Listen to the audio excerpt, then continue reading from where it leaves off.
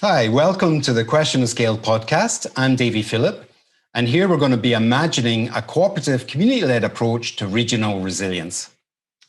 And I'm Oliver Moore, and SCALE here stands for Supply Chains and Local Economies, and we're exploring how we strengthen our resilience in our regions to the shocks and disruptions we are facing. And this initiative is from the Green European Foundation, which has been delivered by Cultivate, the Sustainable Ireland Co-op, and the Green Foundation Ireland, and is part of a climate emergency economy transnational project. The initiative is made possible with the financial support of the European Parliament to the Green European Foundation. So in this project, we published a short paper, and this is a podcast we're also producing to promote the paper, and we'll be launching a longer illustrated article where we explore in more detail some of what has emerged from conversations we've had with the community. Some of those issues include, for example, the social and solidarity economy, just transition, cooperatives in general, platform cooperatives. So there's a range of areas that come up, community well-building as well, a range of areas that come up that are quite interesting for this idea of regional resilience. We're going to start with a little interview with Dirk Holemans, who is the coordinator of the Belgian green think tank Oikos and the co-president of the Green European Foundation. Tell us briefly what Jeff does. Well, actually, I think the best way to describe Jeff is a platform implementing projects in a centralized and also in a decentralized way, because we are a strong network of political foundations, institutions all over Europe, from Finland to Greece, from Spain to North Macedonia, working together on key issues just as climate and environment, just transition, basic income, and so sharing knowledge, sharing experiences, so to make, I would say, Europe more progressive, because you can look at Europe as a kind of problematic working together or not working together of member states, and sadly sometimes one leaving. But if you look at all these progressive foundations, also local projects, then we have a vision of Europe as a progressive, hopeful continent. So that's briefly, I would say, the core message of Jeff. We want to invest in the public debate, in the European public debate, to make it more progressive, to make sure that the key ecological challenges, climate change, the collapse of biodiversity, are answered in a relevant way. Fantastic, Dirk. So, and thanks for Jeff's support for this Question of Scale project and your input to our webinars and to the paper that we link your article in. So you've said that in your Resilience Under Shock article, that the guiding principle for recovery should be resilience. Why is resilience so important? Well, resilience means that as a system, and I'm talking about social ecology. Sorry, I'm going to start again. So we are talking about resilience of a system, and I'm talking about a social ecological system, not an ecosystem or not part of society. We will be confronted with many shocks. Actually, some shocks are already happening. Look at the heat waves. And so it's very essential that our system is not only reacting to shocks, trying to absorb them, but also changing its course so we can avoid shocks. So resilience is about a system that can keep on functioning while there are shocks, while also changing course in order to avoid future shocks. And of course, to be honest, also a bad system can be resilient. You could say that capitalism is very resilient. Mm-hmm. So it's a content that also needs a kind of normative embedding. But if we embed it in a progressive setting, it's important, because look at the Corona crisis. It shows us we have an economy, we have a health system which is not resilient. There was a need of masks. There were no masks available. We discovered that some medicines are only produced in India. So when India says we will install a ban on the export, we don't have the medicines anymore. And you see our system falling apart. So by making our systems resilient, we are preparing ourselves for the future. And in my article, I talk about 4 dimensions of resilience. The first is short feedback loops. It's about the information on good and bad consequences of what we are doing. How fast do this information reach us? And do we use it to change our course? The second is modularity. I just gave an example. If only one module in the world, India, produces some medicines, then we are very fragile, because then if this module doesn't function anymore, doesn't want to share everything with all the world, and we are in trouble. So that's clear. I think also the third dimension is quite clear. It's about diversity. And to understand this, just think about a farm. If a farm only has one crop on its acres, and there's a disease or there's drought, and all that, maybe then all the harvest is lost. But if this farmer puts 10 different crops on its acres, then probably some will be able to resist the disease, other will be able to resist drought or a hot summer, and we have a kind of stable, maybe not the maximum, but we have a stable harvest. So also in our society, we need diversity, organizing things in different ways. The government has to organize things by public services. Of course, there's a market with companies, but also there are citizens organizing themselves in commons, in corporations, so co-ops. So this diversity is very important. And by this, we make our economy and our society more resilient. The last dimension is something which is mostly forgotten. It's social capital. We saw with the corona crisis, suddenly people organize themselves, organizing networks of solidarity, coming together, producing masks. Big companies were not able to deliver them, people were able to produce them. And so social capital is about not only people coming together very quick, but also what they are able to produce as tools, as products, and strengthening society. And if we take those 4 dimensions into account, while changing our society, I think we will end up with a stronger society, which is more capable of delivering a good life for all within planetary boundaries.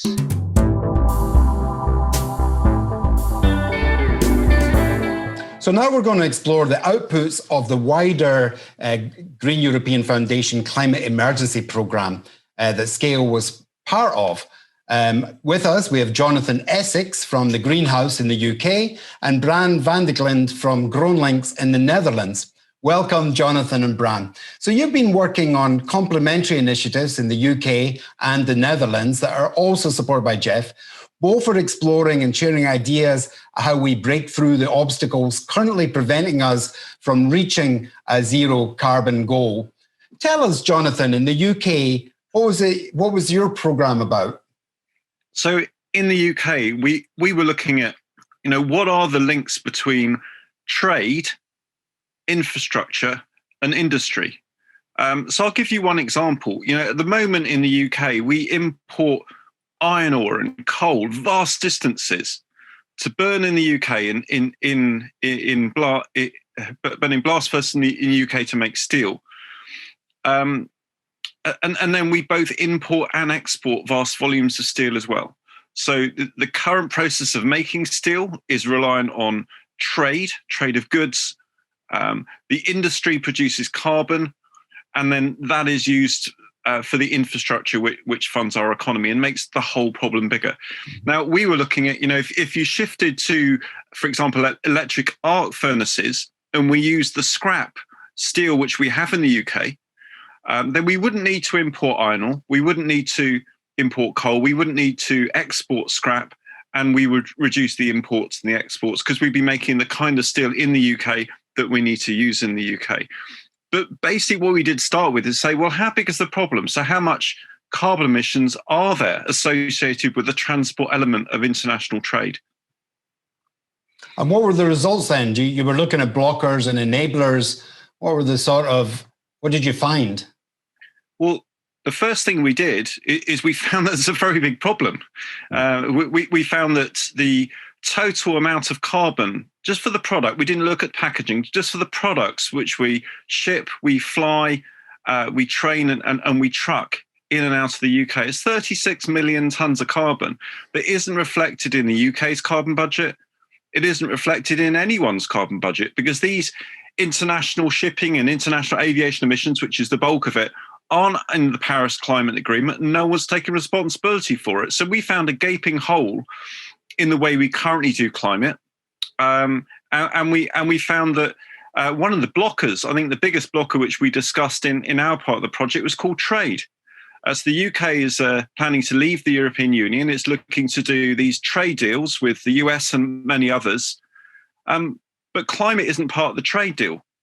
And as I've just set out, trade currently isn't part of the deal, which we call the Paris Climate Agreement. Mm.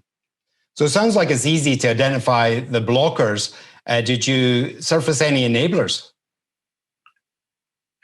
I think our biggest enabler at the moment was just identifying that there's a problem and better publicising that, so that there is an awareness. Because I think the biggest problem at the moment we have is that while we focus on what's obvious and immediate, things which are further relayed, these global connected issues, aren't really being picked up. I think, yeah. I'll maybe come back to neighbours in a separate bit, but I would say at this stage, this project was mainly identifying blockers at the global scale. Yeah. And unless you alleviate the blockers, what you might enable to bring a local economy about simply isn't going to happen. Yeah. Well, let's look at the other project, Netherlands. I might come back if we've got time. But Bram, what did your project in Holland focus on? Yeah, thanks. So our scope was slightly different.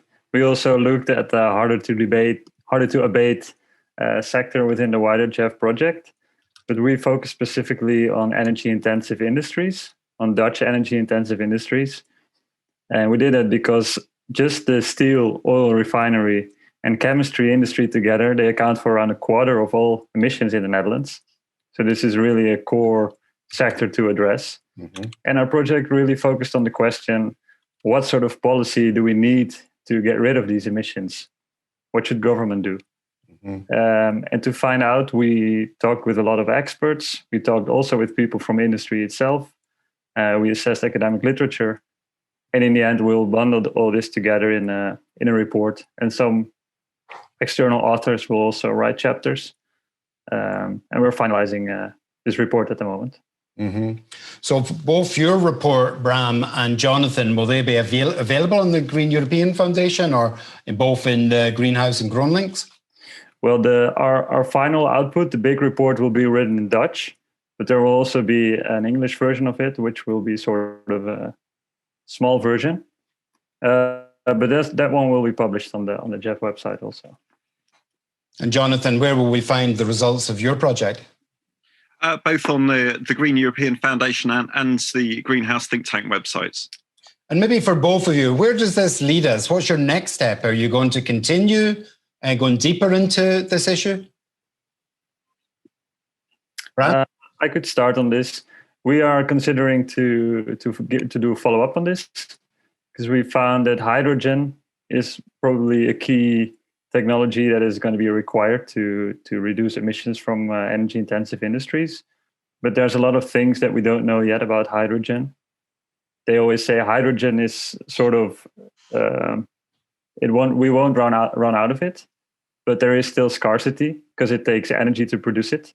Mm-hmm. So there's lots of questions. Where are we going to produce this renewable energy? Perhaps it's going to be produced in Northern Africa, where there's a lot of sun. Possibly with solar energy, you could produce hydrogen, and then that could be shipped to the UK, Ireland, or the Netherlands, so we can use it to produce steel. There's lots of questions around this, so we think this is an important issue to look into further. Mm-hmm. And Jonathan, what's your next steps at Greenhouse?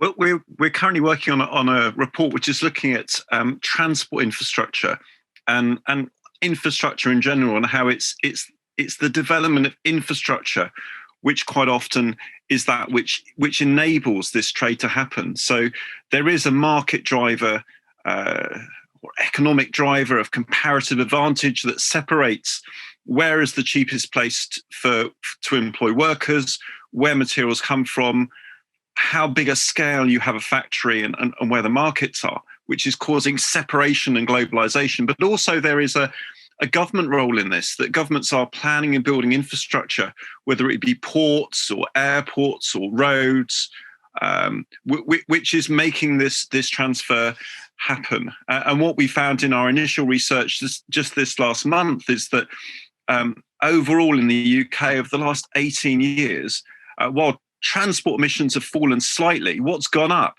is the emissions of trucks and the emissions of planes. So currently what's happening is that it's global transport, it's global trade that is actually holding back the climate emergency. So we've now got a year's delay. We were going to have a climate conference in Glasgow this year. Now that's been put back to next year. So we have another year really to highlight how these hard to reach sectors, how industry, how infrastructure, how trade really need to change. I mean, you asked before about enablers. What are the positives? Well, we're really in this looking to change the overall structure and culture of our society and our economy into a place where we use less product and it lasts for longer. But for that, we've got to move away from a consumer-based culture where the aim is to maximize how much product we flow through our system, how cheaply we can produce it in both people and planetary terms. And as we all know, that the costs are externalized and they'll be borne by our future generations. Yeah. Well, brilliant. Thanks for joining us, Bram and Jonathan. It's really interesting, very complimentary, and good luck to you. We'll stay in touch. Thank you.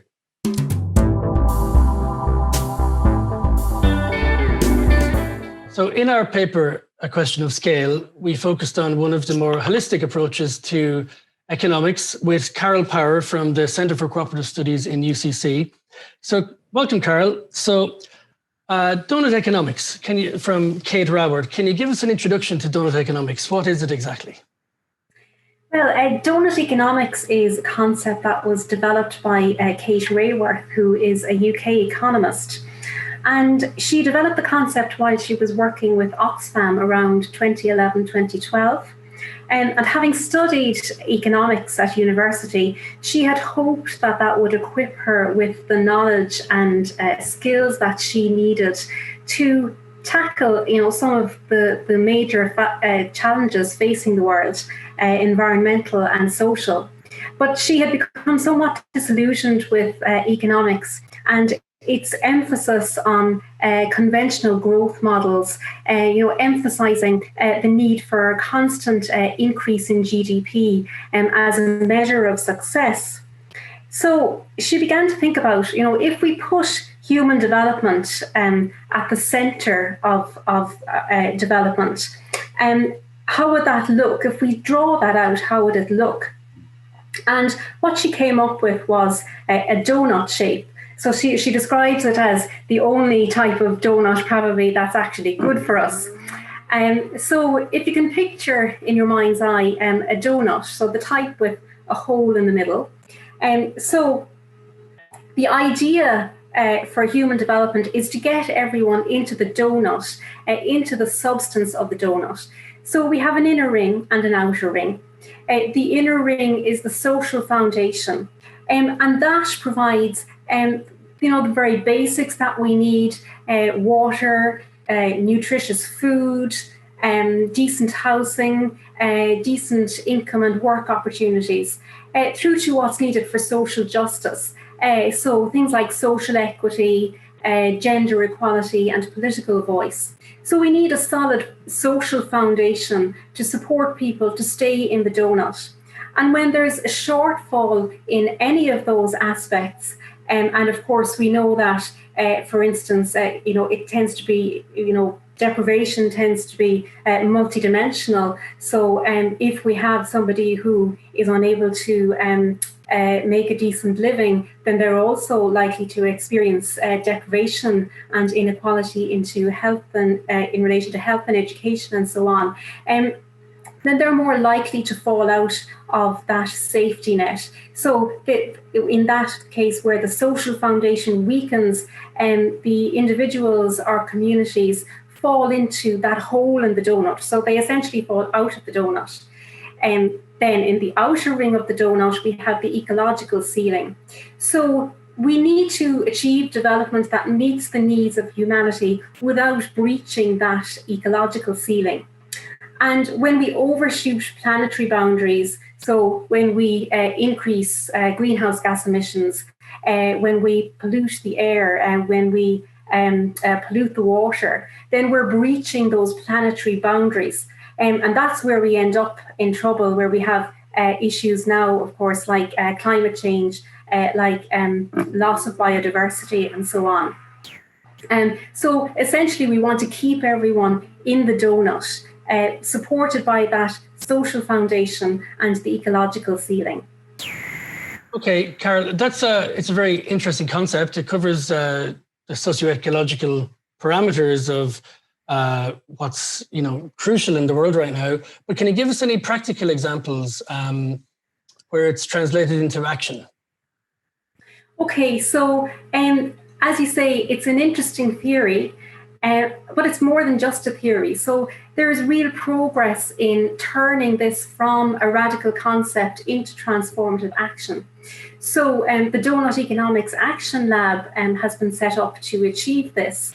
And it's essentially an action lab experimenting with ways of translating the donut into reality. So the Doughnut Economic Action Lab, or DEAL for short, works with communities, with local government and administration, with businesses and a whole range of actors who are inspired by the idea of donut economics. And in September of this year, they launched an online community platform where people who are interested in donut economics and working on making the donut a reality in their communities, in their cities, can share insights and experiences and the tools that they have developed to translate the concept of donut economics into reality. And in the face of climate change and other environmental challenges and social challenges, and even now in the context of the economic impact of COVID-19, donut economics can really provide a framework to develop resilience of regions and of cities.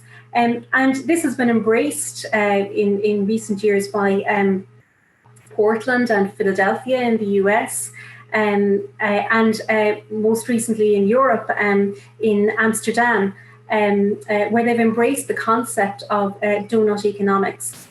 And donut economics provides a framework for us to think about and to pose questions like, how can our city or our community or our region become a thriving place? So we're not focused on economic growth, we're focused on thriving people who can flourish in a community that respects the well-being of all people and the health of the planet. So to translate that into reality, we have the idea of a city portrait.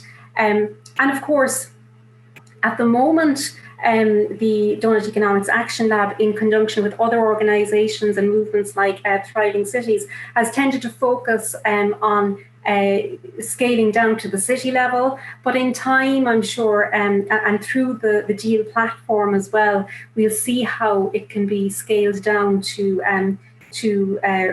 regional level or to community level and local level. But essentially, the city self-portrait provides a framework for looking at the city through four lenses. So the local and the global, and the social and the ecological. So in terms of a city trying to build a self-portrait of itself, it means involving citizens. It means involving local organisations, working with local government as well. to ask questions like, what would it mean for the people of our area, of our locality, of our city to thrive based on their own visions and values? And so it's very much a partnership approach, grassroots organisations and the involvement of citizens is really central to this. What would the good life look like in terms of, how can we provide affordable housing? How can we build strong community networks and social capital? How can we support health and well-being in the city or the region? What kind of transport networks do we provide to enhance connectivity? And then what would it mean for the city to thrive within its natural habitat? So that's the ecological lens. So, how could our city's landscapes be designed to sequester carbon? The built environment, how can we foster biodiversity? Can we incorporate things like green roofs on commercial buildings? Can we install solar panels on houses to harness the power of solar energy? And then, of course, local aspirations also have to be set in the context of global responsibility. And the Doughnut really helps us to see ourselves as global citizens.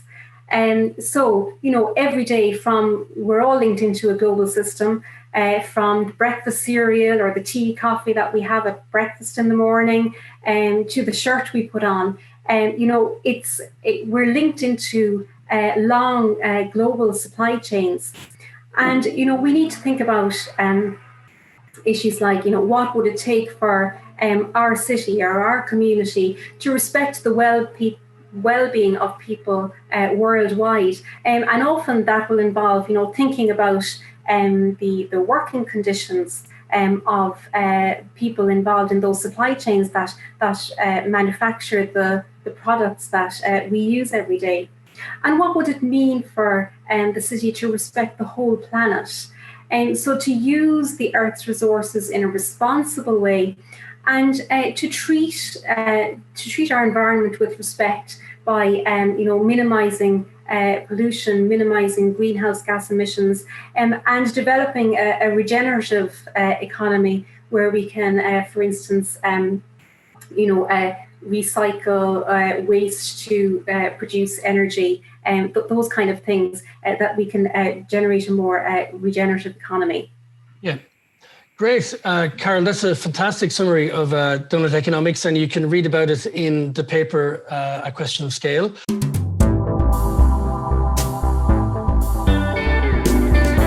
Okay, we're now joined by Sean McCabe and Sinead Mercier to look at the concepts of a just transition and community wealth building. Sinead's a consultant on climate law and policy with specific focus on just transition and human rights approaches.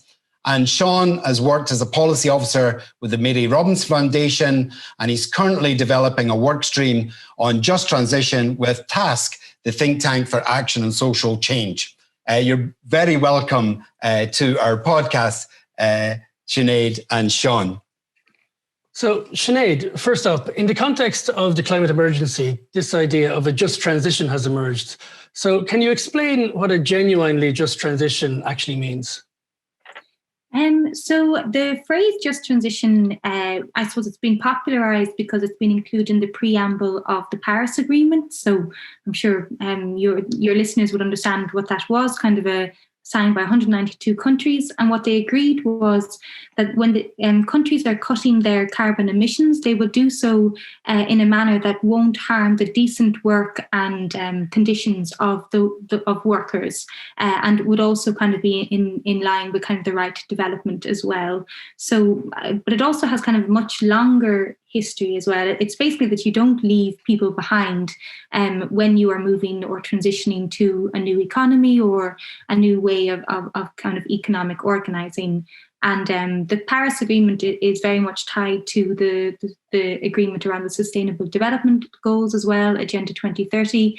They're both kind of seen as as fiche fuche as Gaeilge, but tied together. So this idea that you leave no one behind, that you reach the most vulnerable first. So Just Transition is very much in that same vein, and it comes from a history of kind of labour organizing, particularly in the United States under Tony Mazzocchi. So he was a leader of a trade union leader who worked to ensure that the peace movement or the anti-nuclear movement didn't mean that kind of people who worked in nuclear power plants were kind of discarded, but that they were actually retrained and upskilled and benefited from, similar to what happened in World War II when soldiers returned, that they got free education at the university level. Now, unfortunately, I think that was reserved for white people, but that a more kind of social justice slant would be taken on climate action, and workers, environmentalists and public health specialists would work together. And that's very much in the vein of the Paris Agreement as well. I'm sure Sean, who I think was there, will tell you more about that human rights and climate action should be very much tied together and action taken together. So the donut economics that you were discussing just there should be underpinned by climate action, by human rights. So the upper limits obviously should be in terms of like planetary boundaries, but there are also human boundaries and human endurance, or that should be kind of considered, that we don't leave people behind, that we don't accept the violation of human rights if we are taking, like forestry plantations or offsetting or other actions like that. Yeah. As well, then, just in practical terms on a regional level, could you give us an example of what that might mean in, for example, energy? Yeah, so a good example, kind of a worldwide best practice example, now it has its flaws, obviously, but will be the Ruhr Valley in Germany. So what happened there was that it took around 60 years to transition that economy from heavily coal and steel reliant, very industrialized, quite polluted area. There were very little other opportunities. In fact, Bismarck was loath to allow a university to set up in the region because he feared what would happen if working class sons and daughters would be well educated. But it transitioned over 60 years after the phase out of hard coal mining in Germany. Once subsidies were removed, it became uneconomic. So they transitioned the region quite well, actually, into renewable technology. Also, kind of because the area was so polluted, there was quite a high very good paying conditions in, say, environmental law specialists or ecological specialists who specialize in polluted regions. So that kind of transition took a long time, but how it was done through a series of different measures, which I cover in the National Economic and Social Council's report, 4 case studies, Lessons for Ireland. And I also highly recommend reading NESC's report in general as well, on Just Transition, which was recommended by the President, which was amazing.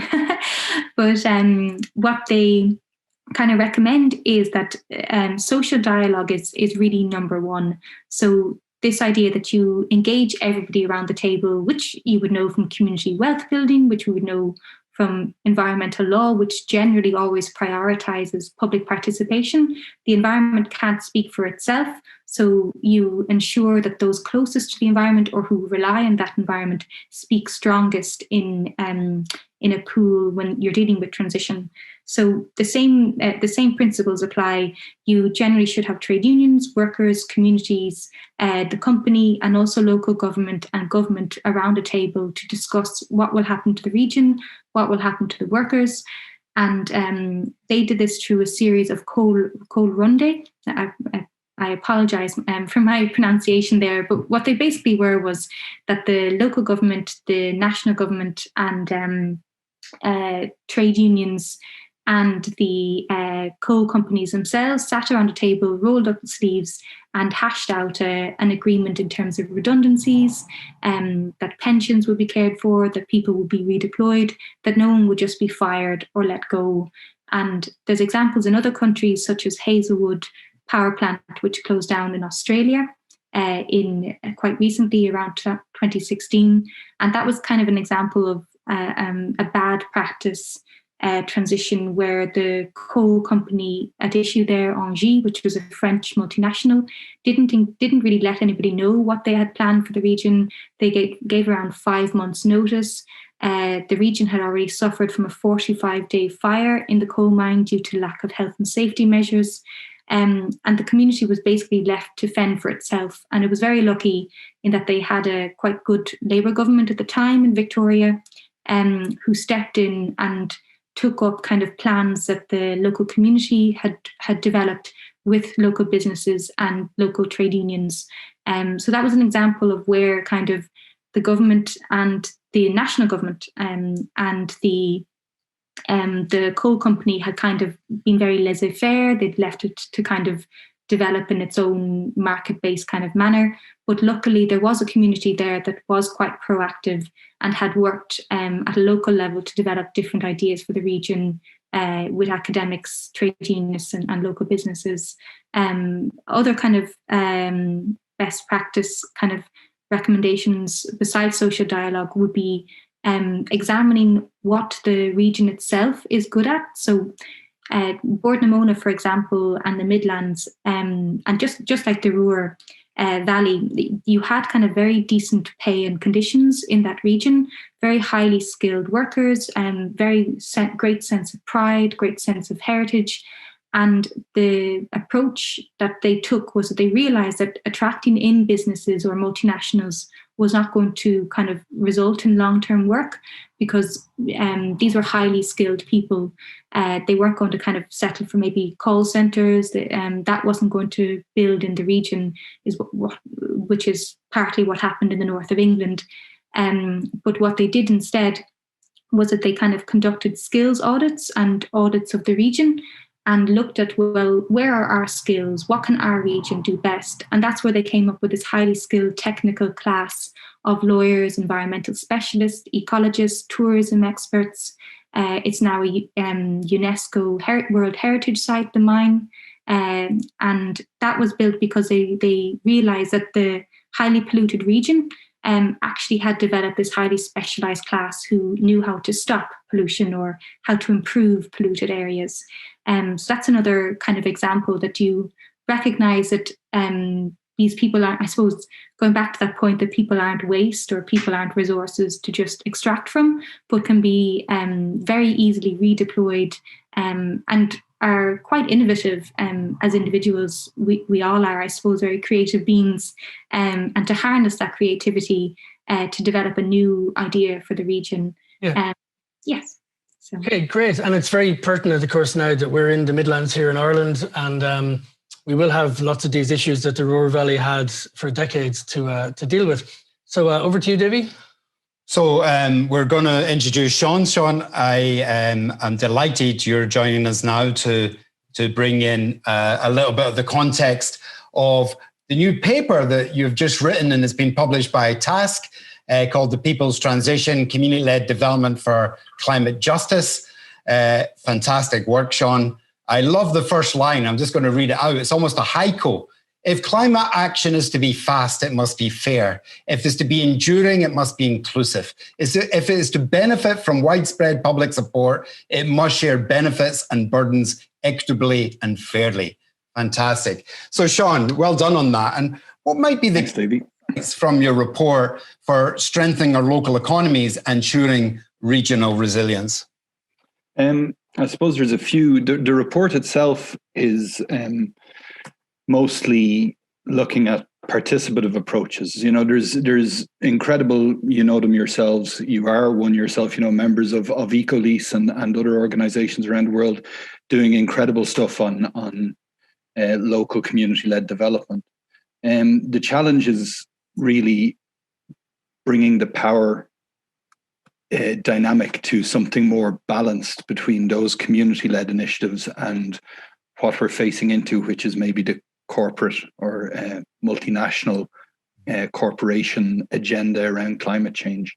So what we look at in the report is the capabilities approach that Amartya Sen would have pioneered, and ask how capable are communities of participating in the types of processes that Sinead mentions there.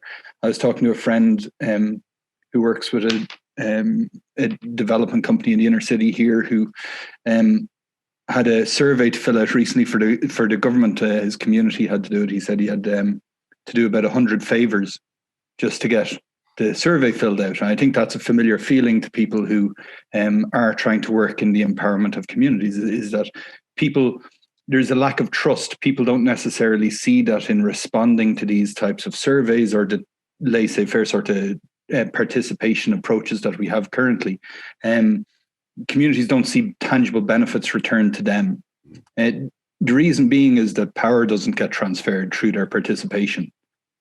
So if we want to actually see climate action being different or sustainable development being different, there has to be resources put behind these participative approaches. There has to be resources put behind the outcome of the participative approaches, which is addressing the needs and wants of communities through climate action. So that's what we were trying to get to, was you have to ensure that people can participate. B, you have to listen to them and make sure that you understand what they need and want. And then C, once you understand that, you have to put the money behind addressing that through sustainable development, through development that doesn't worsen our environmental issues. And one of the things you do in the paper is introduce community wealth building as local wealth building. And you've written about this before in that article for Carnegie, where we take that Preston model and we expand it into regions. Is there a way that you can quickly introduce what community wealth building is? It's in our paper, of course, but just for the listeners? Yeah, certainly. I guess put simply, it's about the plural ownership of local economies. It can be done in numerous different ways. It I suppose, was pioneered in Cleveland, Ohio, the Democracy Collaborative over there in the early part of the new millennium. And more recently then, CLES in the UK have taken it up. And I think there's 11 cities in the UK now who are pioneering different versions of community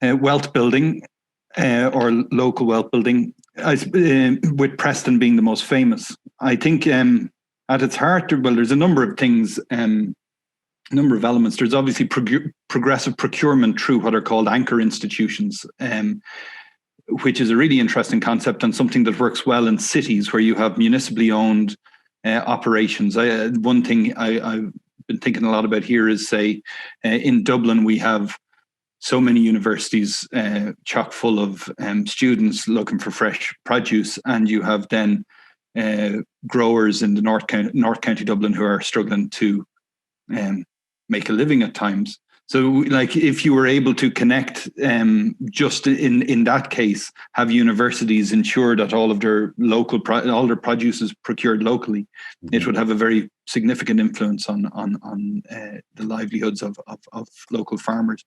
But there's others too. There's looking at supply chains for things like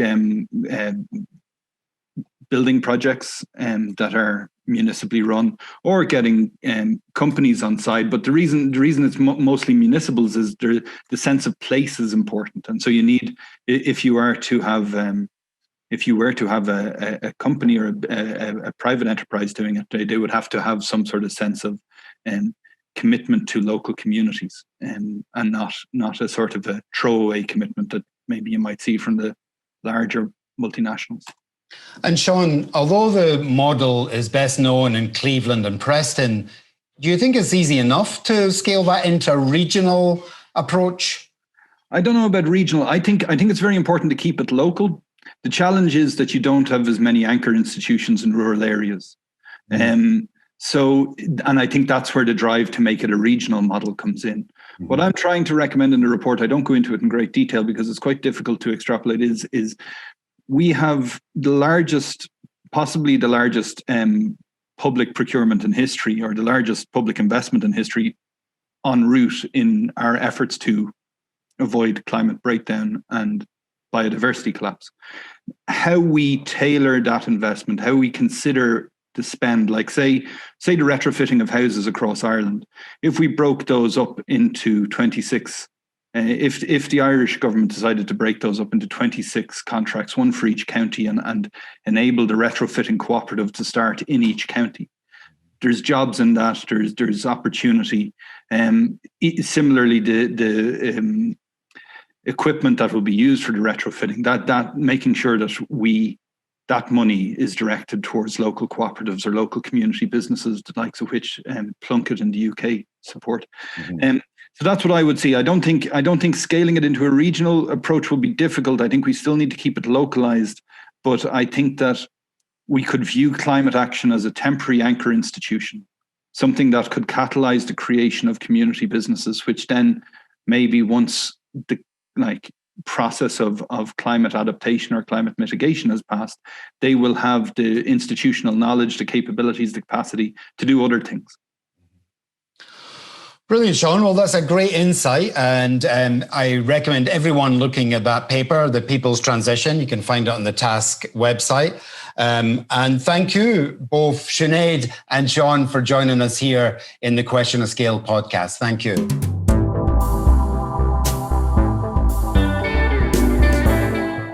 So we're now going to explore a historical perspective on cooperatives in Ireland.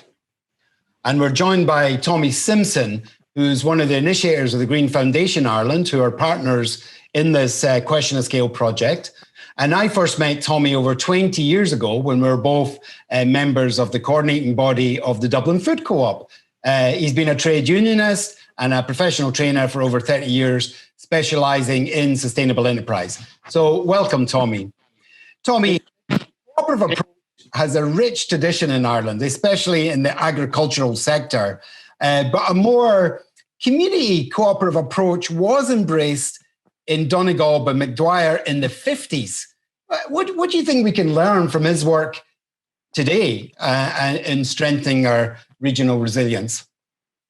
Well, I think we can learn a hell of a lot because Father James McDwyer was a revolutionary man, really. And he called himself on the Late Late Show a Christian communist, which is probably a bit of an oxymoron.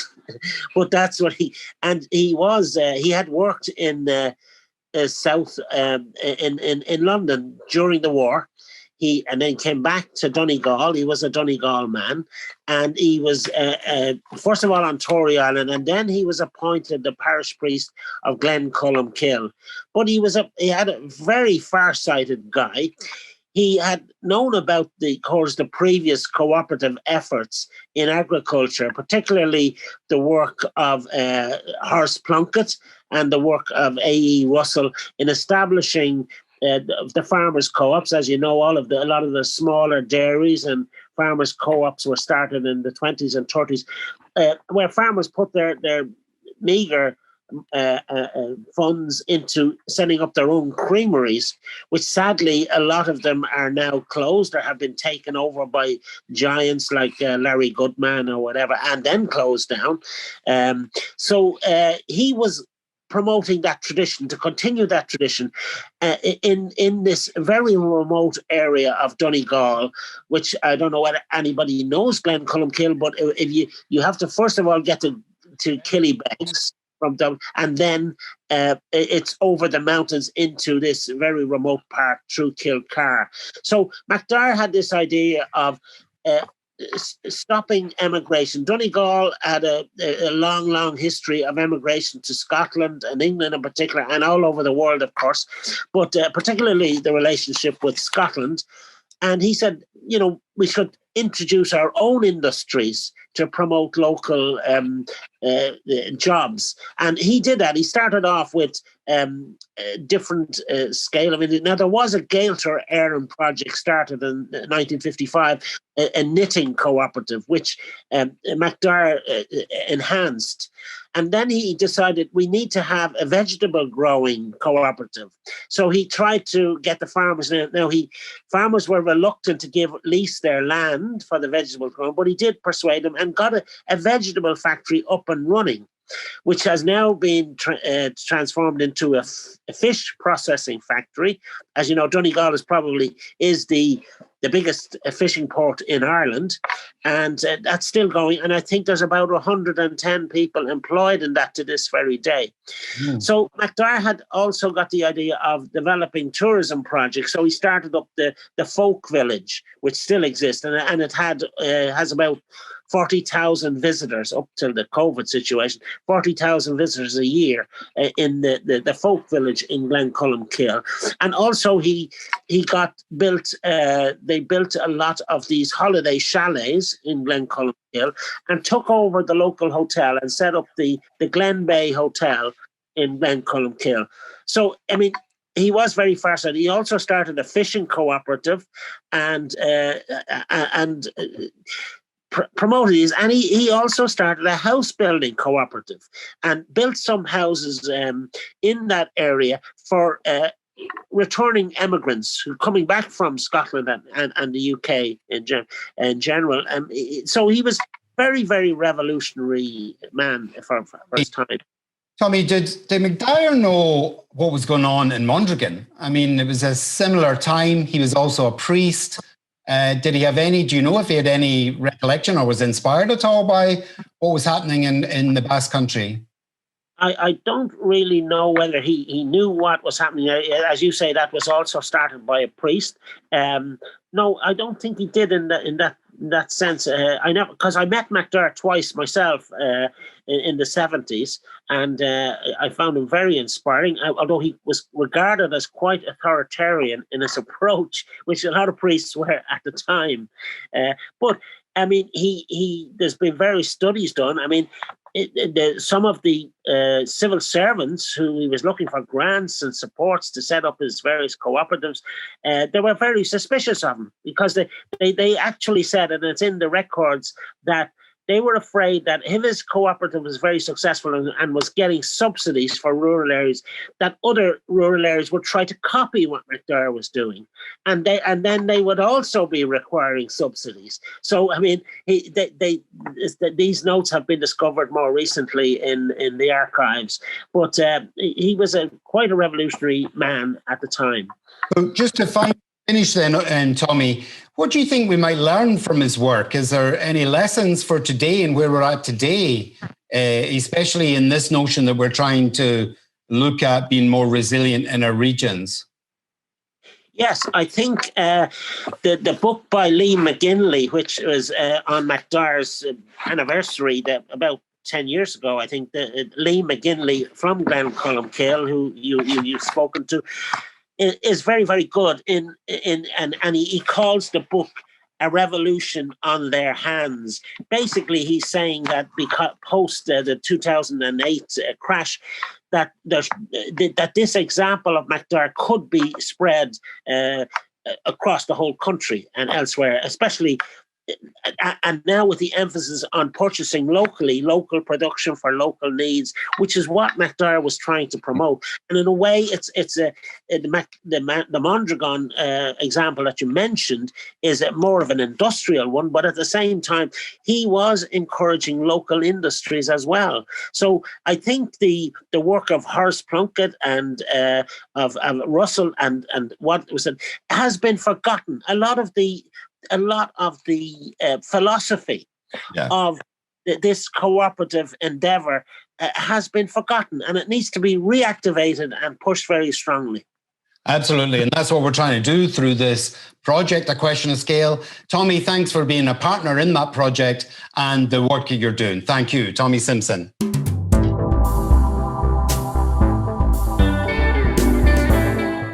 So in this final section, we're going to focus on emerging initiatives in the cooperative movement. So we've heard about co-ops, and co-ops have been around for decades, but there's some new, exciting co-ops emerging in more recent years, which have taken on board some aspects of the peer-to-peer community and digital technologies, and also deal with the labour market as it is, and might have some interesting things to say about how we can make regions more resilient. So first of all, I'm going to talk to Aoife Hammond. So Aoife is the manager of the Dublin Food Co-op.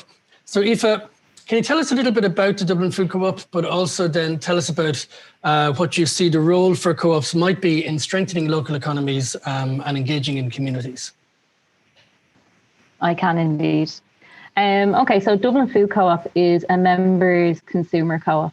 And basically what that means is we are a community of members. We've come together and we make the decisions about how our co-op moves and what direction it goes in.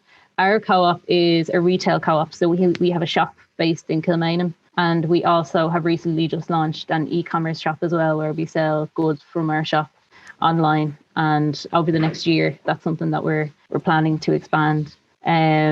So yeah, we started off in 1983, started out as a buying club with a small group of friends.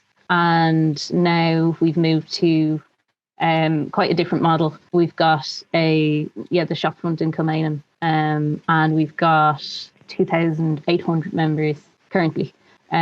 So obviously the way we operate has changed a lot, but we're still operating with the same co-op principles that we have since we started off.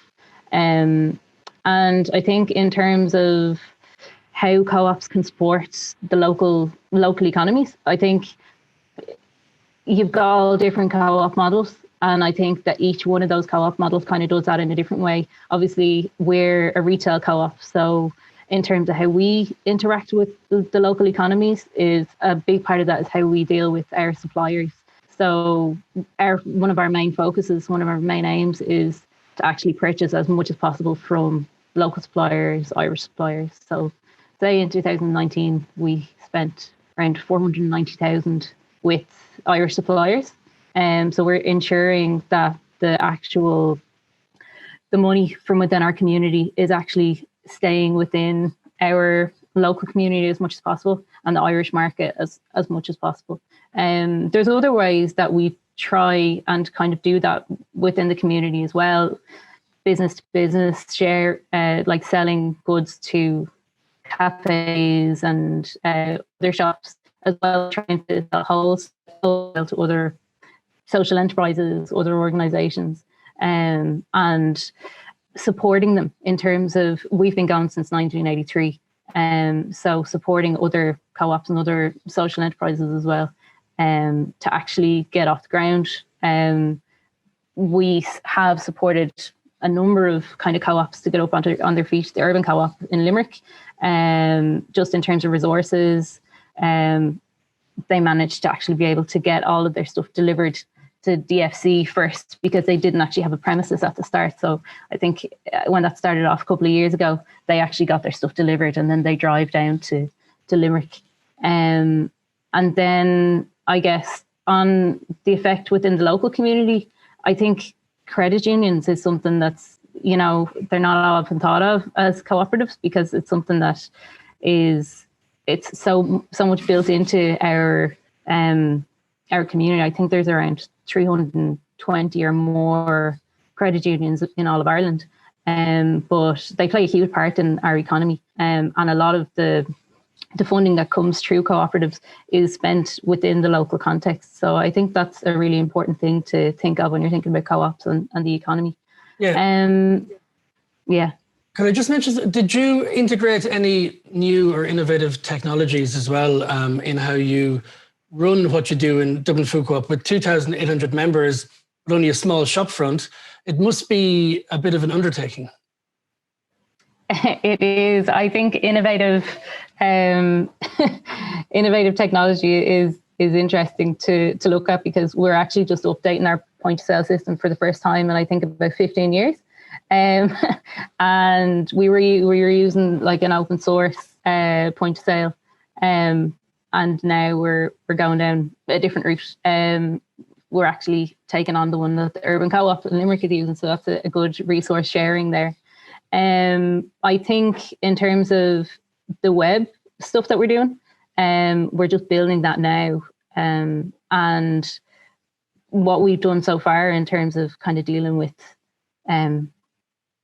the membership, I think, we have a footfall of about 1,300 people each week through the shop. And I think we've had to adapt, I guess, to market demands. At one point, we were open three days a week. Now we're open 7 days a week. Our technology hasn't changed so much so far, but it is something that we've been investing in really only in the past year. And I think that we're going to see the effects of that with the new e-commerce platform. It's the aim for next year with our community development program. Obviously, we launched our community development program last year, and we obviously with COVID, it's been very much impacted. It was all in-person training, socials, and meetups and visits to other co-ops and other co-op farms. But now we have to look at a different way to actually create that learning space. So we're actually going to bring it online, and we're going to launch that around March or April of next year. So we're looking into different types of LMSs to actually provide that training. And I think that's where it's going to be interesting for us to see how that develops. Yeah. Okay, so over to you, Davie. Thanks for that, Aoife. And delighted to be joined as well by Sam Toland, who's a cooperative advocate in Solid Network. And in the Question of Scale paper, we introduced the Open Food Network as an example of platforms owned by their users. Sam, you've been involved in setting up the OFN in Ireland, the Open Food Network. Why is this approach seen as 21st century cooperativism, and why might it be important? Yeah, well, I suppose it's seen as 21st century in the context that it's a bit of an evolution on what we would traditionally think of as cooperatives in the 1800s and 1900s. Mm-hmm. Having said that, you'll see, as I describe it, the values of 21st century cooperativism are very in line and a natural evolution of what came before. But I suppose the main kind of distinct differences or evolutions have been the kind of open multi-stakeholder nature of a lot of 21st century, like modern cooperatives, this idea of not just serving one narrow stakeholder interest against the rest, but actually bringing all the stakeholders in. Is that the solidarity approach? Yeah, like the term solidarity cooperative is used in places like Canada and France, and they're decades ahead of Ireland in this. But we're starting to get there here in Ireland as well. Obviously, use of innovative technologies, open source software, things like this. And obviously, in the case of OFN, you're talking about a digital platform cooperative. So the whole business model is absolutely rooted 100% digital technology. And that's obviously a huge departure from people's kind of typical understanding of a cooperative as their local shop or the local dairy. And then following on from that, a lot of modern cooperatives have taken on kind of agile, non-hierarchical kind of management and organizing structures, which again, like, most cooperatives from, the 1800s, 1900s were democratic, but they would have had a more 20th century kind of representative democracy approach. Mm-hmm. And more modern cooperatives are, trying, it's not easy, but they're trying to bring in more participative and flat structures. And do you see a need then for rule changes in our friendly societies or cooperatives to accommodate this sort of new agile or self-organizing or flatter structures? Yeah, well, I think you know the answer to that question, Davie, very much so. Yes, as I kind of said before, the current kind of idea within legislation of what a cooperative is very rooted in that kind of 20th century kind of parliamentary democracy, Westminster approach. And that doesn't map on very well to kind of modern ideas of distributing power and management. And like, and it's not just, ultra progressive people who want to go down that direction. You go to Silicon Valley or, any startup world and even, Toyota invented Kanban agile management, so yeah, absolutely. We need a bit of an update, to say the least. And what do you think, Sam, blocks this cooperative approach? I mean, we've been trying to identify the barriers or the blockers of this. Is it mindset? Is it awareness? Is it education? Where do you see that sort of hurdle we need to get over?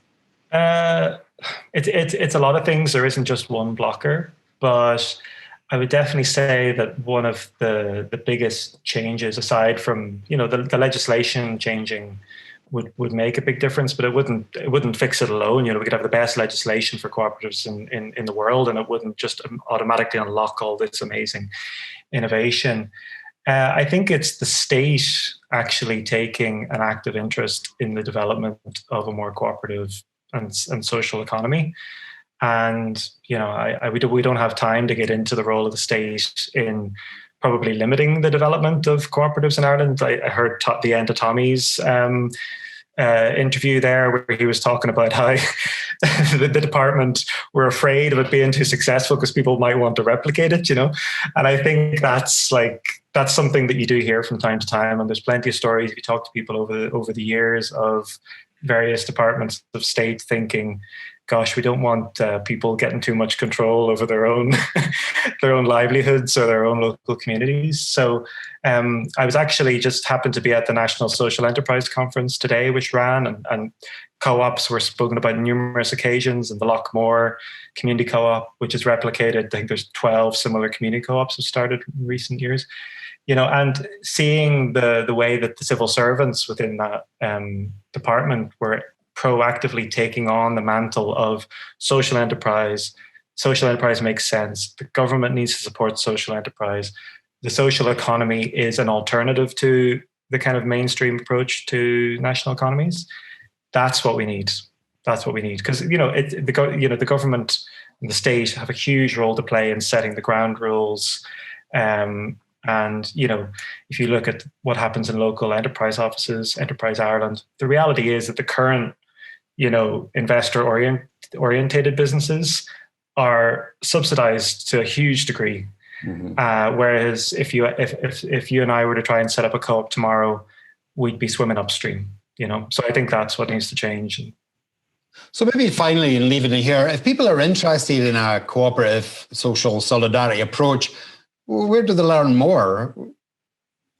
Yeah, well, you can go to solidcoop.ie at the minute, and you can find a link where there's a group of cooperators and others working in the social solidarity economy, trying to set up a network for people like us to provide mutual support and advice.